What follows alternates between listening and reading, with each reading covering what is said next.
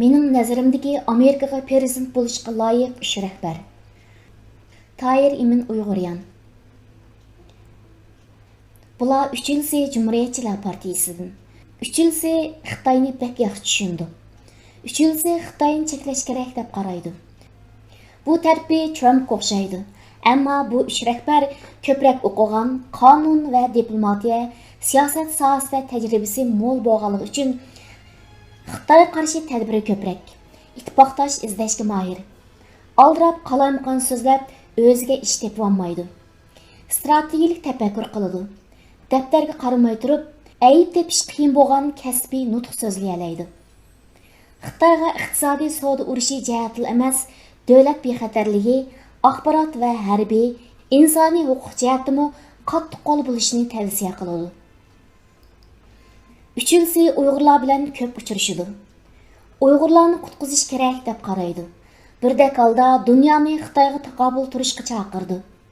Bular ichida senator Marco Rubio bilan Mike Pompeo'ning 2024-yillik prezident sayloviga qatnashadiganligi ko'plab xabar qilinadi. Marco Rubio 2016-yillik prezidentlik saylovida Cumhuriyetçilerning nomzodi bo'lishda hozirgi Donald Trumpga o'tirayotgan bo'lib, u izchil prezidentlik g'oyasidan voz kechmay keldi. U jazibador, yosh, ko'p iqtidorlik, siyosiy natijasi bor, unumli shaxs bo'lib, Uyg'ur qonunini o'tirib qo'yg'ichi, Amerika xalqini Xitoyning moyitini tunishga chaqirib kelguchi shaxs. Bugungi New York Times gazetida tashqi ishlardan Mike Pompeo senatorlik sayloviga qatnashmaydiganligini bildiribdi. Buning bilan uning 2024-yillik prezidentlik sayloviga qatnashish ehtimoli tuvallamadi. Uning diplomatiya natijasi haqiqatan yuqori. U kuchli vatanparvar hisoblandi. Cumhuriyetçiler Partiyasi ichida innovatiy alohida yuqori. Ilgari armiyada xizmat qilgan, tashqi ishlar ministri bo'lishdan burun Markaziy axborot idorasi boshlig'i bo'lgan.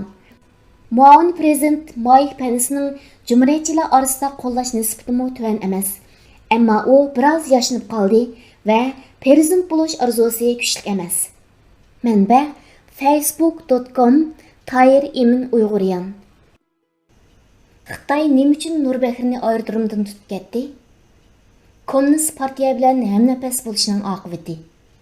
Uyg'ur agentligi tayyorlovchi Say o'g'li 2019-yil 29-dekabr.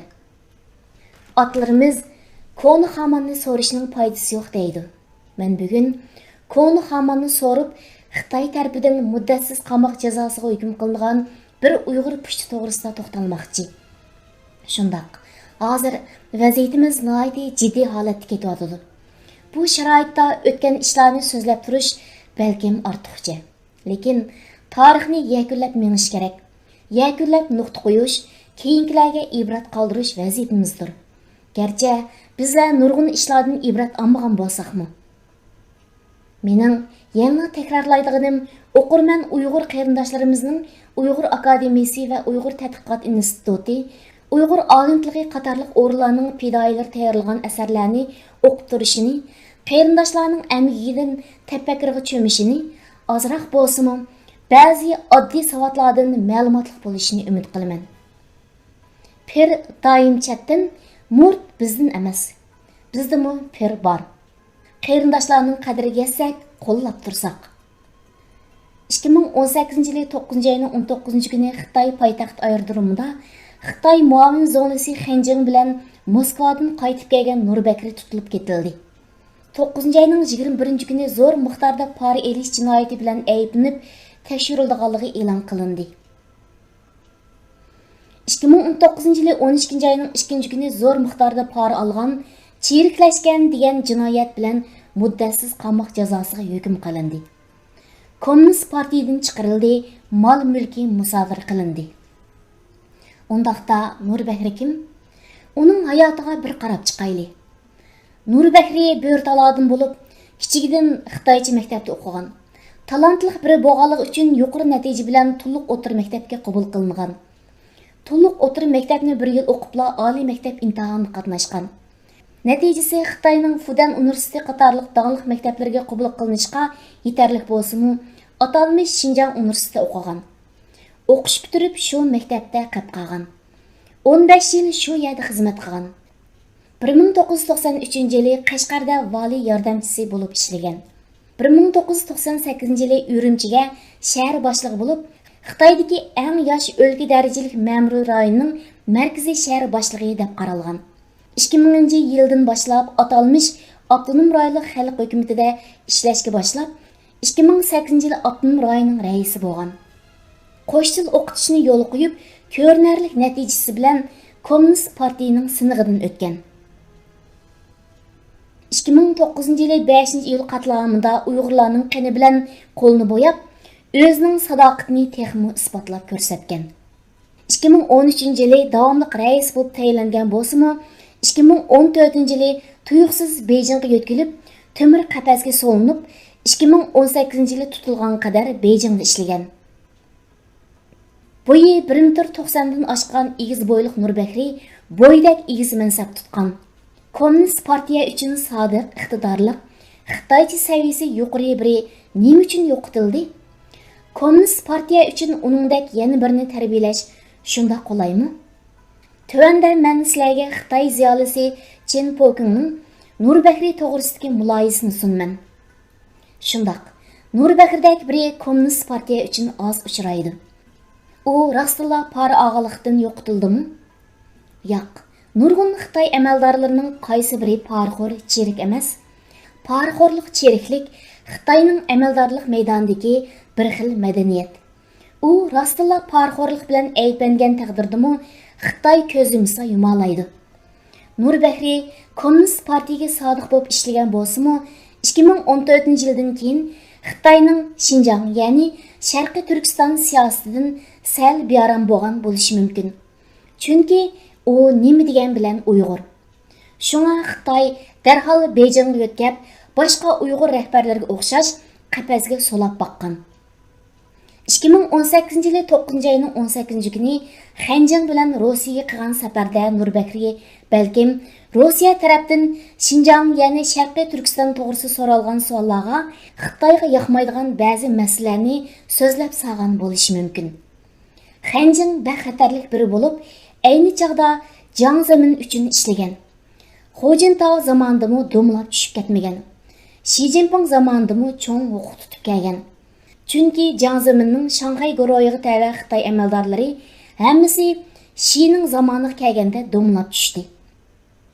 Faqat Xanjiang va Wang Honing zamoniga qarab o'zini saqlashga usta bo'lib saqlanib qolgan. Xanjiang Nurbakrining Rossiyadagi Xitoyga foydasiz gap so'zlarini Xi Jinpingga doklad qilib qo'ygan bo'lishi mumkin. Shunga 9 ayning 19 kuni aeroplandan tushish bilan tutilgan. Kommunist partiya bilan hamnafas bo'lganlarning oqibati doim Nurbakri bilan o'xshash bo'lib kelgan bo'lib, kommunist partiya uchun ishlab, qo'lini o'z xalqining qini bilan bo'yganlarmi o'xshash oqibatga duchor bo'lgan. Uyg'urlarni setib Xitoy uchun ishlayotgan xoinlarning Nurbakrining oqibatini o'ylab qo'yishni tavsiya qilamiz. O'zi xalqini sotgan kishiga ishlakkichimi ishonmaydi. Xitoyda o'chmanlik saqlash psixikasi intayin og'ir ekan. Uyg'ur agentligi Akram Ilik 2019 yili 27 dekabr. Chex poytaxti Praganing shahar boshlig'i Zenik Xirib Washington pochta gazetiga mundaq dedi. Xitoy bilan bo'lgan muomaladagi ikki zo'r saboqqa erishdik. Biri Xitoy ishonchsiz savdo sherigi ekan, yana biri Xitoyda o'chmanlik saqlash psixikasi intayin og'ir ekan. U mundaq deydi. Xitoy siyosiy ehtiyoji uchun har vaqt savdo kelishimini qurbon qila oladi. Xitoyning partiya markaziy komiteti cho'ng tipdagi savdo kelishimi yoki hamkorlik to'xtamini daqiqa ichida keraksiz qog'ozga aylantira oladi. Beijing Chex Jumhuriyatiga 5 yilda 10 milliard dollar mablag' selishga va'da bergan. Shuniga moslashtirib Chexmo diplomatiyasini tangshab bozorni ochgan edi. Ammo va'da qilingan Xitoy mablag'i degan joyga kelmadi. Men Beijingning talbiga qo'shilmagandan keyin ular Praga muzika umigining Xitoydagi ziyorat konsertini amaldan qoldirdi. Ularning nazarida boshqa davlatdagi siyosiy, san'atkor va savdogarlar ayrim individual shaxs emas. Ularning logikasi mundaq. Bir Pragalik qamlashmagan ish qildimi, Әмісә әмі Прagalıqni jazolaymiz. Oliy maktabni Tayvanda o'qigan bu shahar boshlig'i o'zining vazifaga o'ltirish murosimida Xitoy elchixonasining Tayvan vakillarini chiqarib o'tish taklifini rad qilib, Beyjingning tishiga tekkan edi. Bu yil 3-oyda u Praga shaharlik hukumat binosiga Tibet bayrog'ini ostirgan va Xitoy bilan Tibet 1951-yili imzolagan tinchlik kelishimiga asosan Tibet yuksak avtonomiyaga ega. Şuna bayrak çıqırış işiga Xitoy hech aralashmaslik kerak deb tushuncha bergan.